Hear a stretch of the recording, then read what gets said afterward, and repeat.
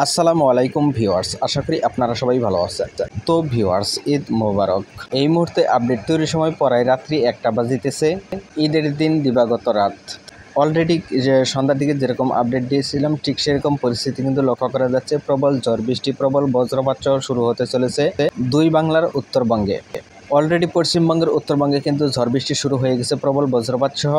এদিকে বাংলাদেশের রংপুর বিভাগের প্রায় সবকটি জেলায় ঝড় বৃষ্টি শুরু হয়ে গেছে, বাকি অঞ্চলে প্রবেশ করতে চলেছে।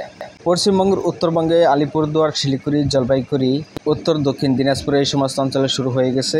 রংপুর বিভাগের সবকটি জেলা, সিলেটের সবকটি জেলায় শুরু হয়ে গেছে। ময়মনসিংহে প্রবেশ করতে চলেছে প্রবল বজ্রপাত সহ এই ঝড় বৃষ্টি। যেরকমটা সন্ধ্যার দিকে আপডেট দিয়েছিলাম ঠিক সেরকম পরিস্থিতি কিন্তু লক্ষ্য করা যাচ্ছে। আস্তে আস্তে মধ্য অঞ্চল পর্যন্ত অগ্রসর হওয়ার সম্ভাবনা রয়েছে।